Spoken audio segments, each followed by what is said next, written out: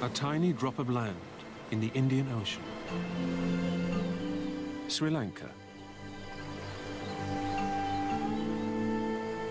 These palm-fringed shores have seduced travelers from around the globe for centuries.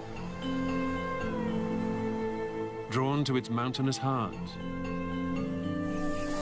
where creatures found nowhere else on Earth hide amongst cloud-cloaked trees.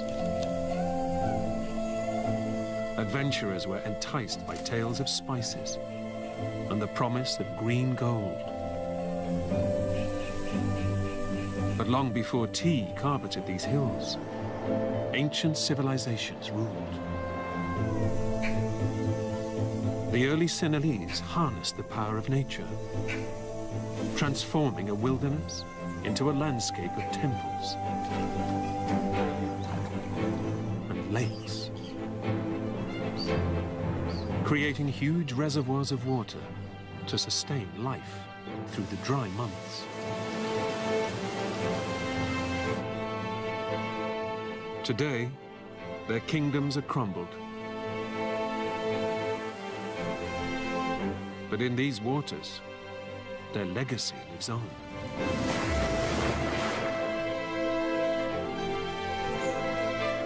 An ancient man-made land of lakes, now home to the greatest gathering of elephants anywhere in Asia.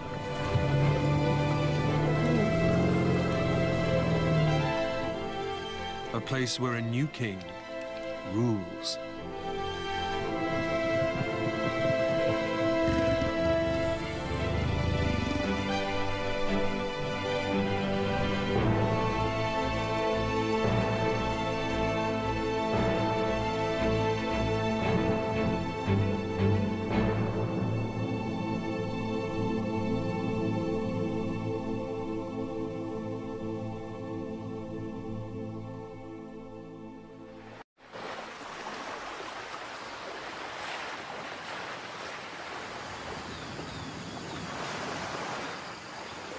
The sun rises over the southern coast of Sri Lanka.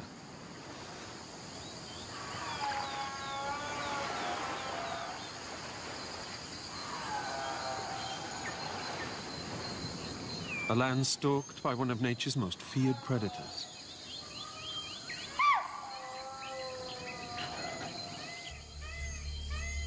The king of these shores is a hidden hunter.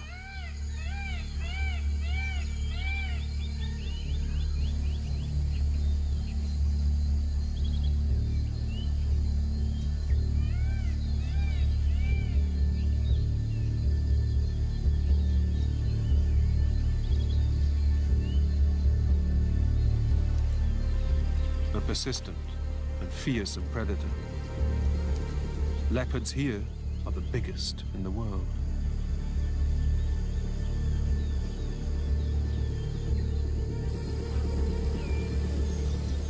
A deer carcass has been dragged high up into the trees.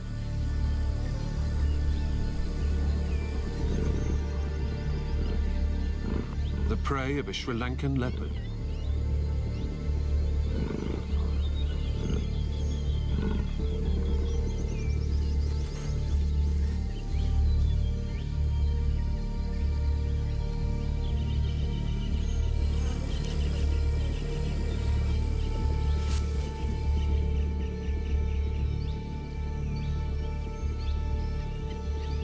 Although more than capable of carrying his own weight in freshly killed meat, he allows himself a moment to rest.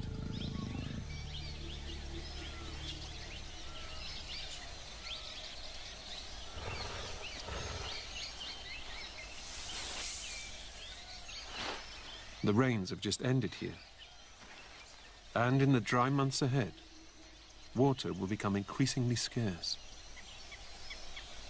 Soon, his prey will congregate around shrinking pools. He must save his energy in order to make the most of such rich pickings.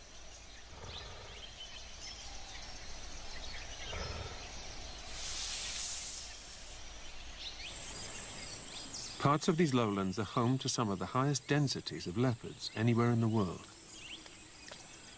The only leopard population on Earth to have evolved as the top predator in its ecosystem.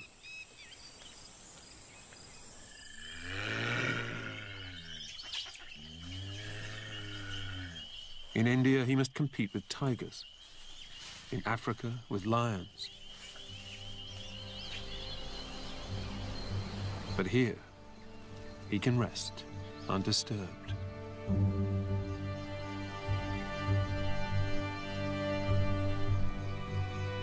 Unlike this young leopard cub,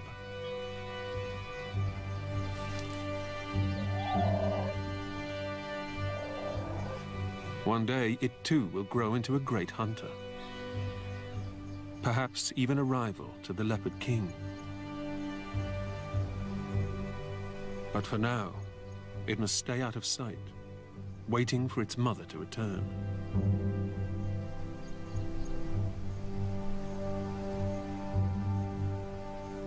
Young and defenseless, it would be an easy target for a territorial male.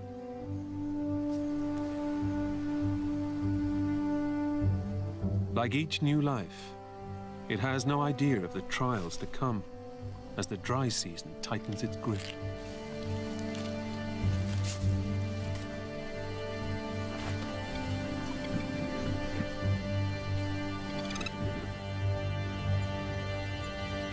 But for now, its world is one nourished by the recent rains.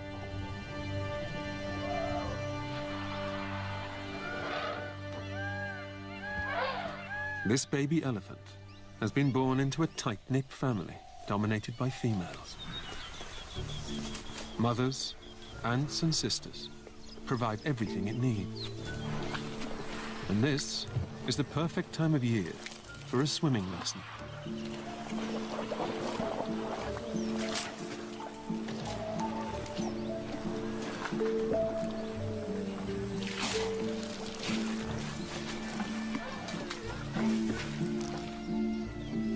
Nearby, an adult male, the largest land mammal on the continent.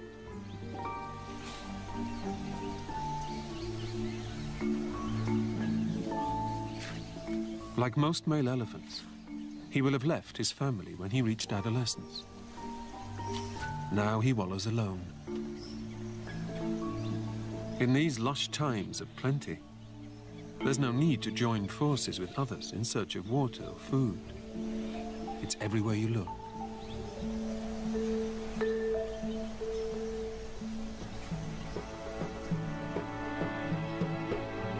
Almost 50 times smaller than India, Sri Lanka hangs from the southern tip of that great continent like a teardrop. It's a landscape like no other, where thousands of mirrored lakes breathe life into the land.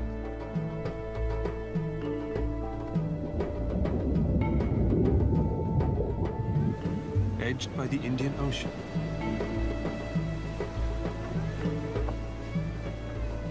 saline lagoons fringe its shores.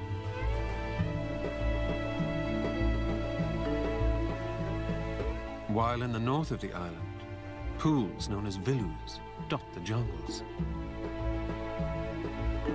Natural sand-rimmed depressions which catch water during the monsoons and ebb away as the dry season takes hold. Waters which disappear beneath the mud, only to rise once more with the rains. But many of Sri Lanka's lakes are not what they seem. They may look natural, but these are not creations of the natural world. Instead, they're an extraordinary feat of man-made engineering.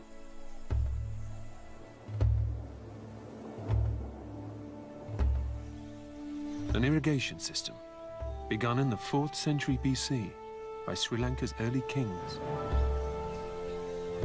They knew that while 2 monsoons drench Sri Lanka, only one passes over the dry lowlands of the north, south, and east. For much of the year, these lands must survive without rain.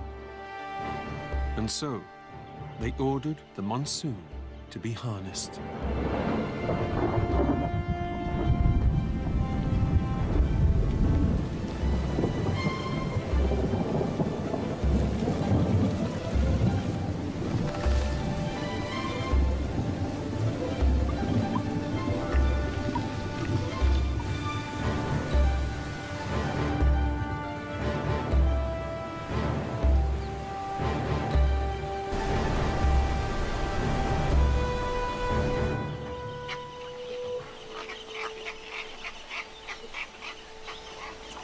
They created a network of lakes, known to the locals as tanks. One of the most complex irrigation systems in the ancient world. The technology they used to harvest rain and conserve water is unsurpassed in the whole of South Asia.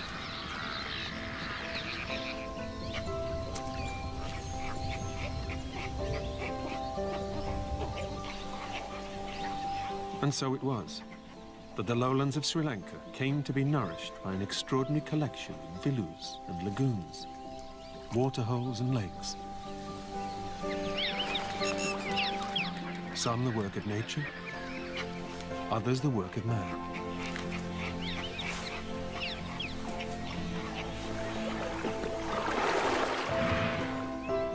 These hold what the ancient Sri Lankan king, Datu Sena, described as his treasure. Water to nourish agriculture and the rich wildlife of Sri Lanka's lowlands.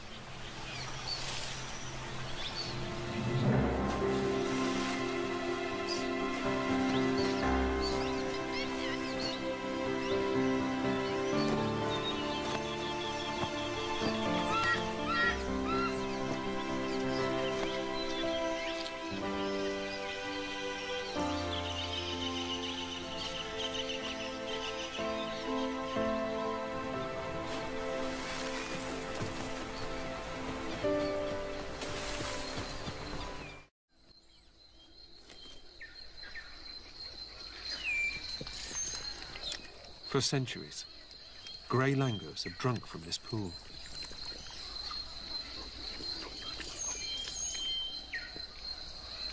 Known also as the Hanuman langur, they're named for the Hindu monkey god, who, according to sacred texts, fought battles on Sri Lanka's shores.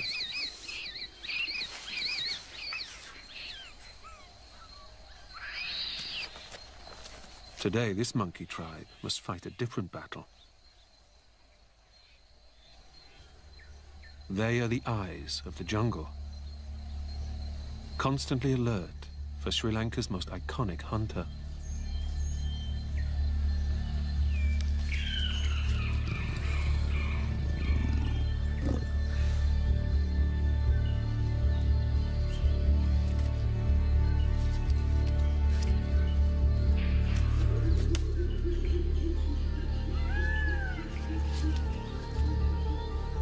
Even while supper is served, sentinels keep watch.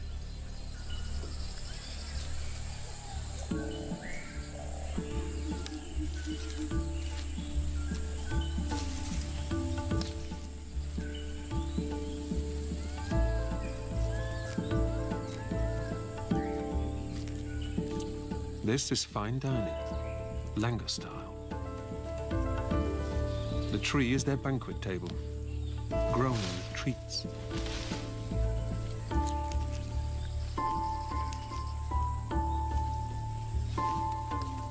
Youngsters learn about the different fruits from their parents.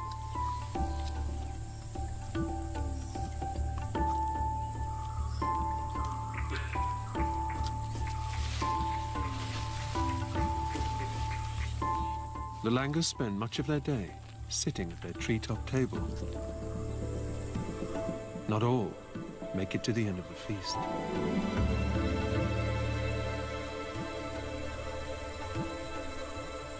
Luckily, other guests are more alert. Under the trees, waiting for scraps to fall from the overhead banquet, a herd of spotted deer. They too keep a lookout for any approaching predator.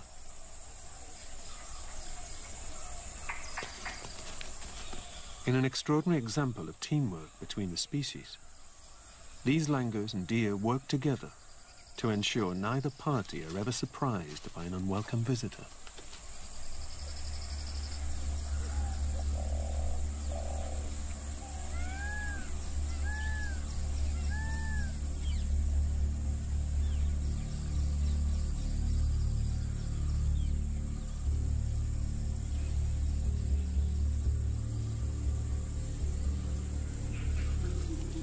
It's only by working together that the animals of the jungle can outwit this top predator.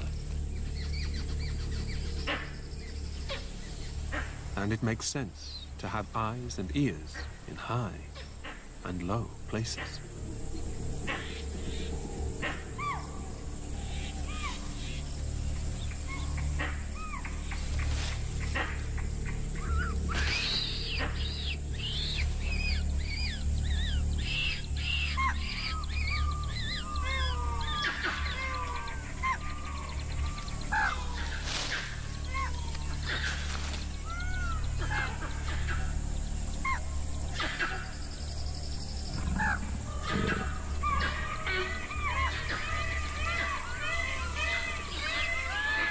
As the alarm goes up, the jungle is filled with the sound of an outraged mob.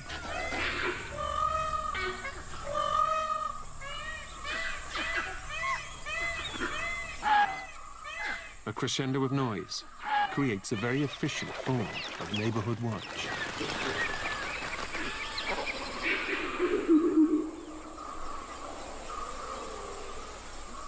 Today, at least, our leopard must admit defeat.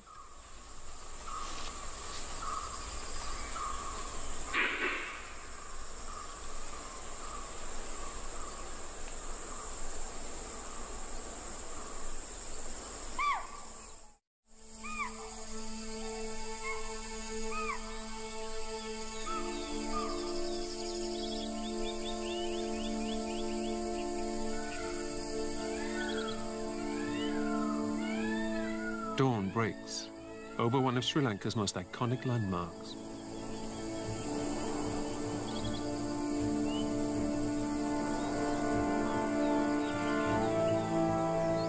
Said by locals to resemble an elephant striding through the landscape.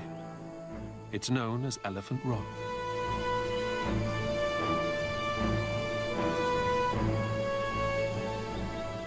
Since the days of the early Sinhalese, the elephant has been sacred.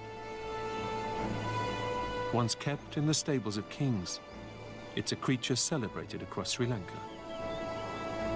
Its giant form lovingly remembered, even in the naming of an outcrop of rock.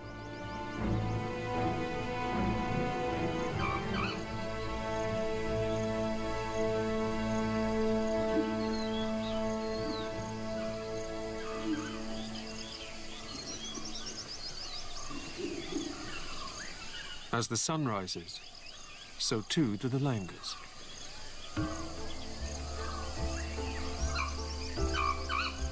Leaving the protection of the trees, these expert climbers make light work of near vertical slopes.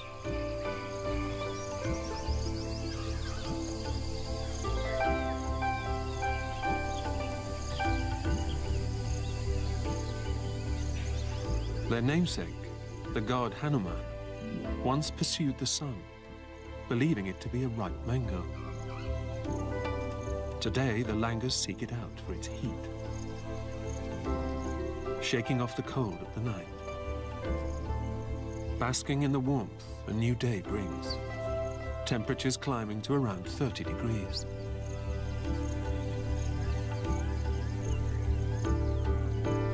And this morning, it means they have front row seats at one of the jungle's finest aerial displays.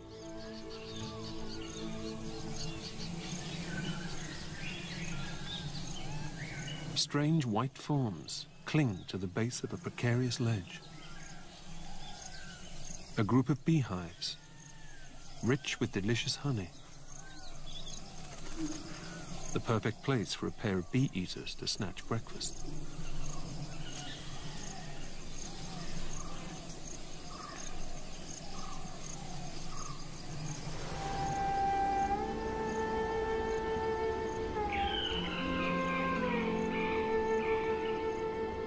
But only one species is skillful enough to reach the honey.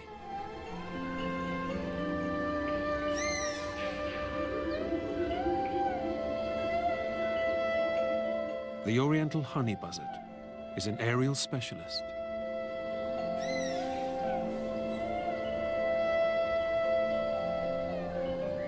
The tight overlapping feathers which cover its head provide some protection from stings. But this is not an easy prize to win.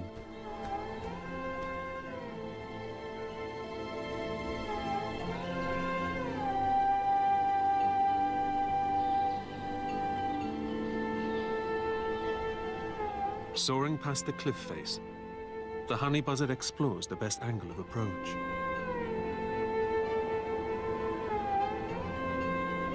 Flapping its wings to alert the bees, it entices them out before beating a tactical retreat, flying faster than the angry swarm.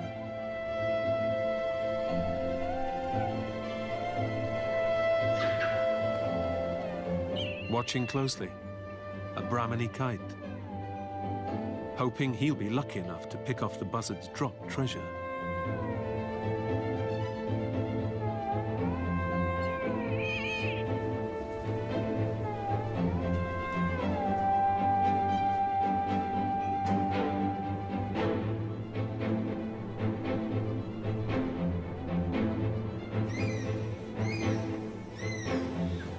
Suddenly, the honey buzzard turns, tearing back to the now undefended nest.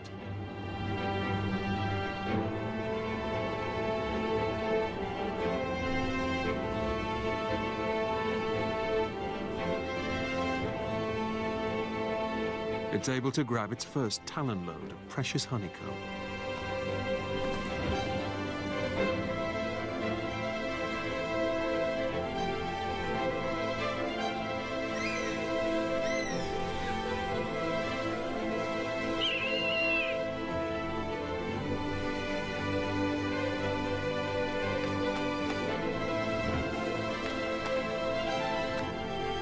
The honey buzzard's mastery of the skies provides both birds with breakfast.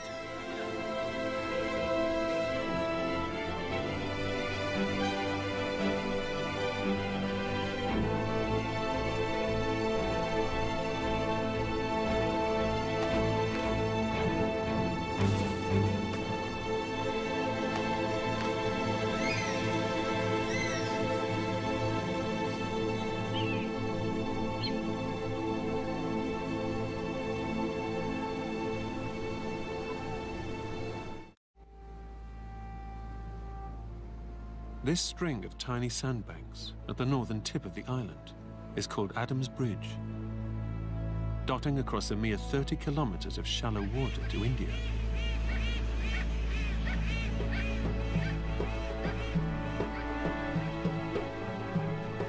But the two pieces of land were once one. And over millions of years, Sri Lanka and India connected and disconnected.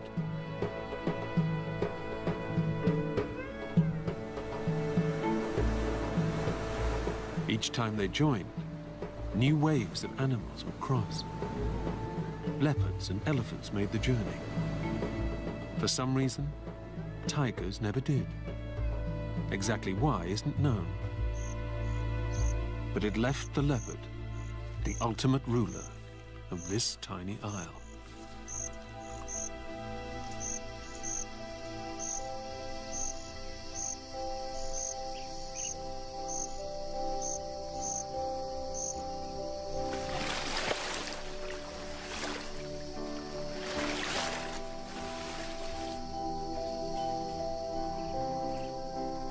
Like strange fruit hanging from the branches, fruit bats wait for the sun to go down.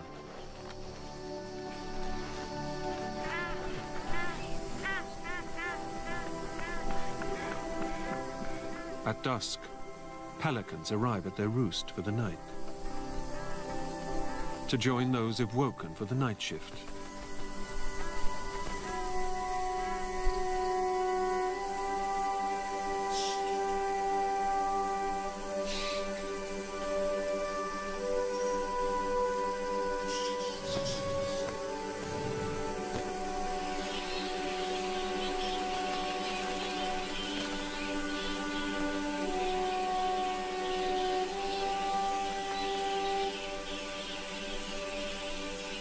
Fruit bats are the largest bats in the world. Setting to work as darkness falls, they will seek out ripe fruit.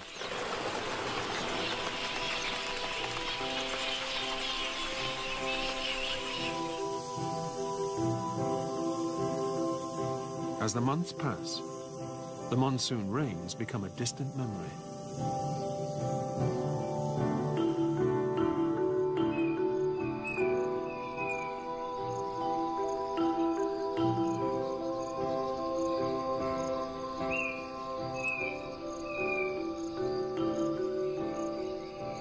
The sun burns down from a cloudless sky. The rich grass turns from green to brown. Luckily, the elephants of Sri Lanka are experts when it comes to this particular food. They have their own unique characteristics, traits belonging to no other elephant. Unlike African elephants, very few Sri Lankan elephants have tusks. Females don't have them at all, and less than 10% of males.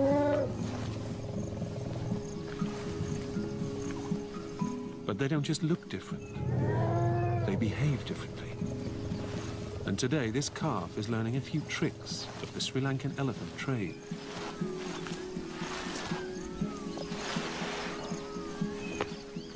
Its elders swipe clumps of grass across their feet before eating.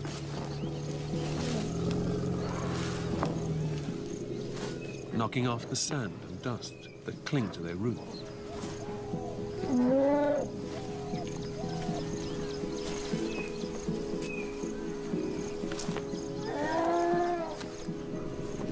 Scientists don't know exactly why they do this, but one theory is that it prevents wear and tear on their teeth.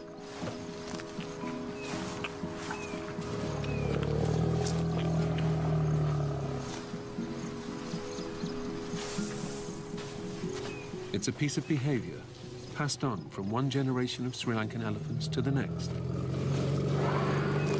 A way of dealing with the lean times ahead.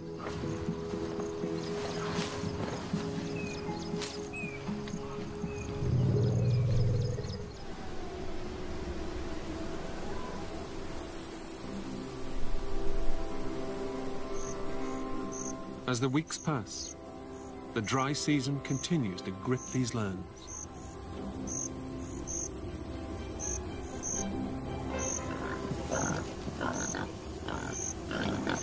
The northeast monsoon from October to January would have filled these lakes to bursting. But during the dry months of the year, waters ebb away as the drought takes hold.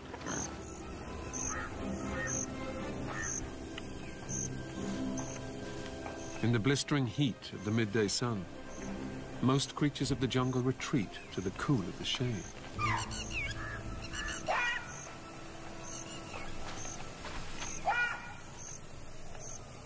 Surprisingly, it's the perfect time for these young jackal cubs to be sent out to play.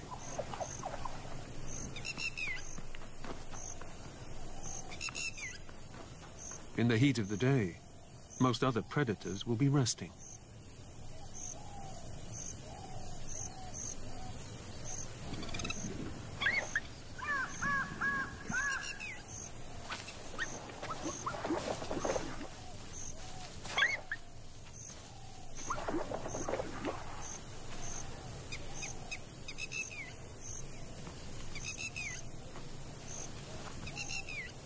Jackals form a monogamous bond.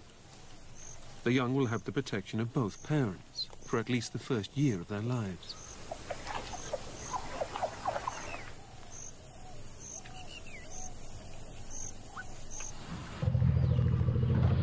Unlike this calf, who's been brought up in a tight-knit family, where mother always knows best.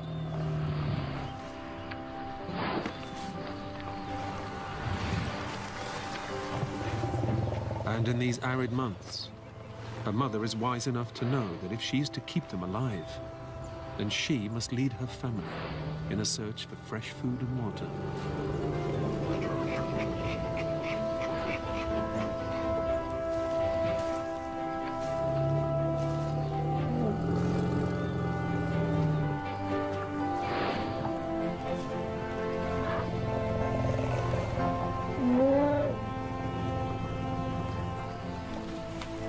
This lone male, too, is on the move.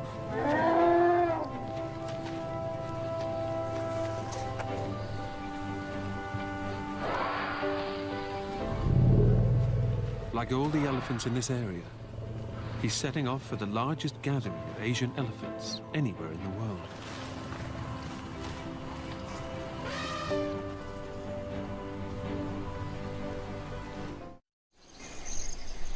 the leopard king continues to patrol the borders of his increasingly dry territory.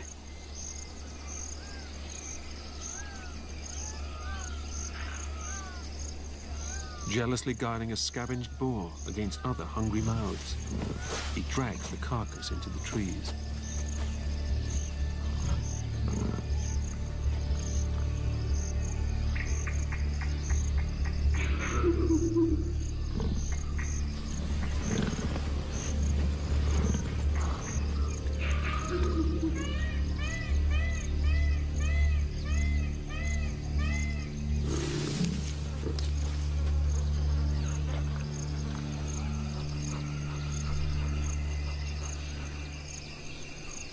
But this jackal can smell food.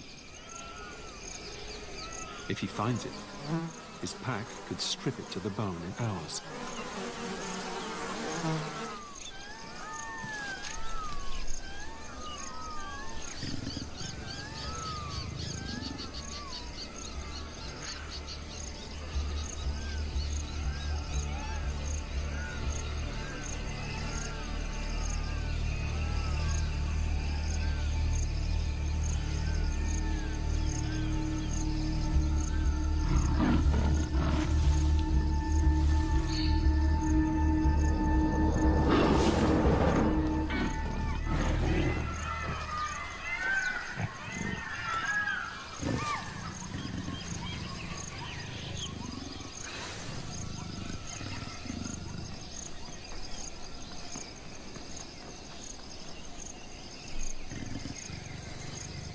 His meal defended, he returns to scavenge on what remains.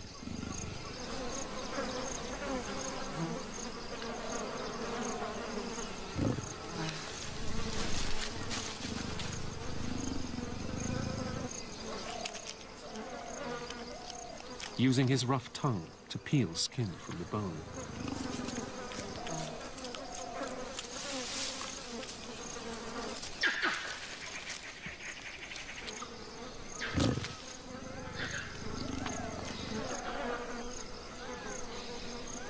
But keeping the carcass safe is a full-time job. Especially when other predators are on the prowl.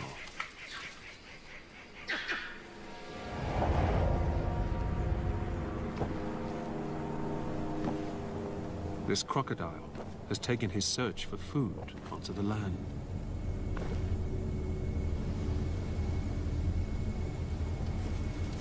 Its home is the man-made lakes of the ancient kings. But during the dry season, it roams further afield for food.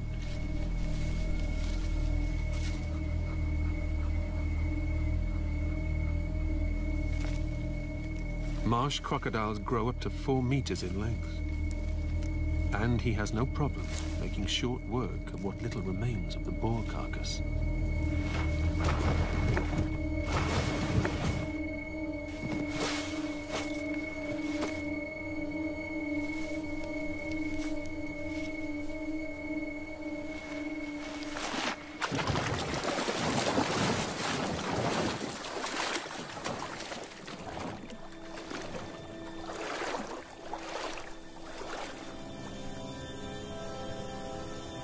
As the Earth wheels round the sun, the dry season reaches its zenith.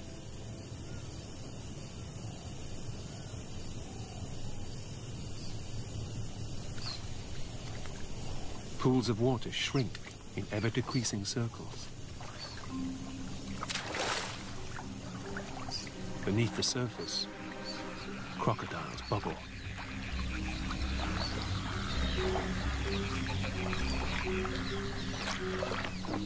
With water so scarce, buffalo and painted stork huddle together, while crocodiles snap at their feet.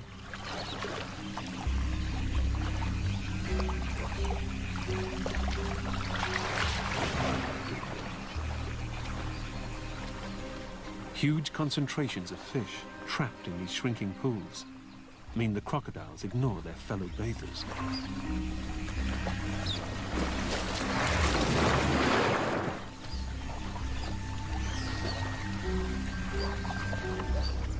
With each day that passes, the water continues to ebb away. There's nothing the animals can do but wait for the rains. Even the king of the island is forced to drink from these pathetic pools.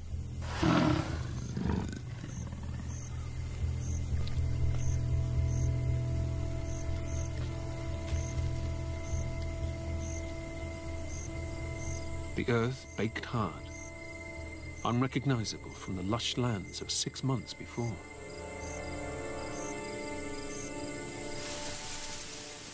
Against the dusty brown of the land, bright peacocks display their feathers in a riot of color.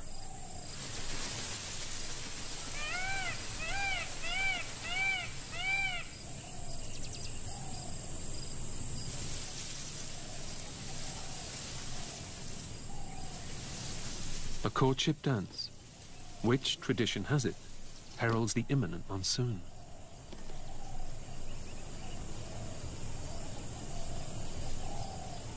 But this year, the rains are late, and the females unimpressed.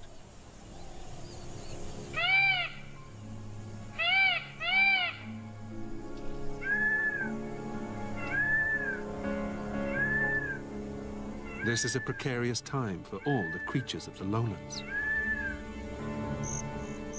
With each new dry day, the fight for survival becomes more intense. Only the toughest will survive, huddled around what little water remains.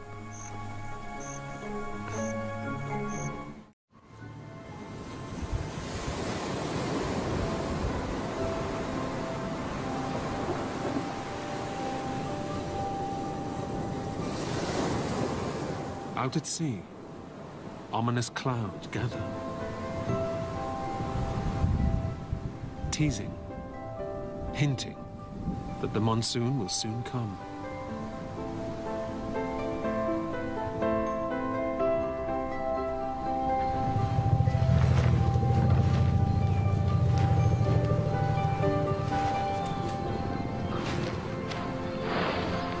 But until the rains arrive, the elephants depend upon a body of water created 2,000 years ago.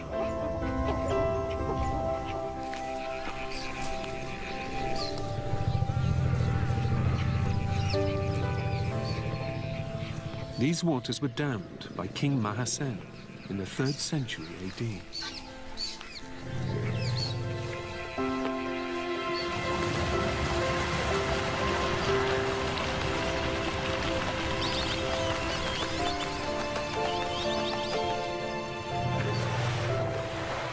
A huge lake to store waters during the dry months.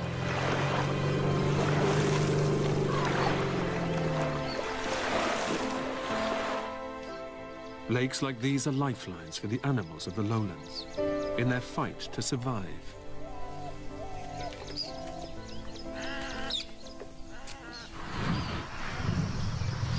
For the elephants, their journey is over. Family groups have joined together into small herds. And then bigger herds. And then bigger herds. Until 300 elephants converge on these shores.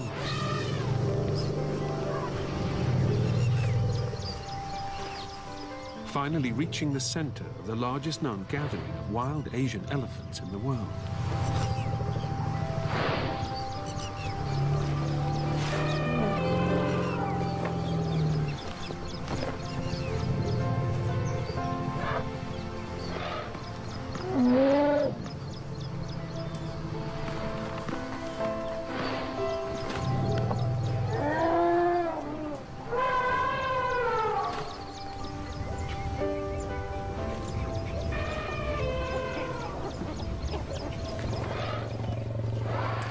These artificial lakes were built for an ancient people who had no idea how their creations would sustain life 2 millennia later.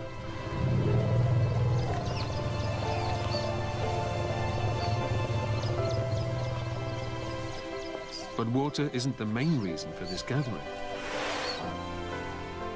Because this lake, filled to bursting during the monsoon, is, like all water in these dry months, receding. And what's exposed is the reason the elephants are here. Lush, rich young grass.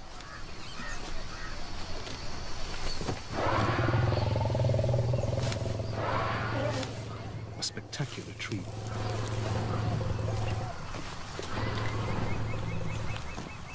It leaves some rival males a little overexcited.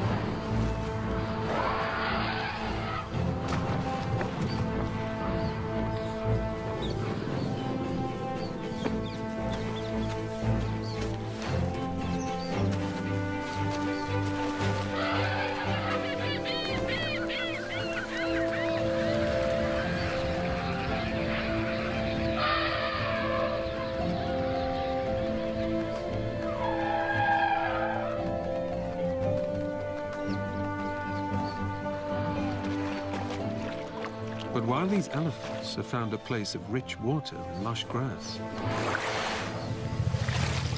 other creatures will not travel so far. Our territorial leopard king must stay to defend his kingdom and wait for the rains to come to him.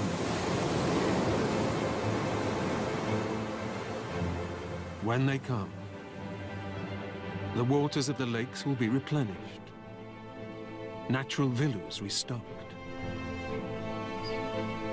the man-made tanks restored, a land of lakes in which spectacular wildlife can flourish.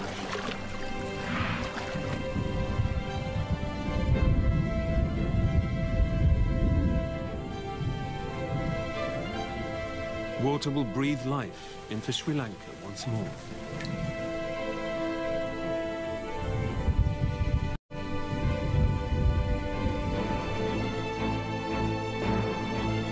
A unique landscape, created by nature and shaped by man.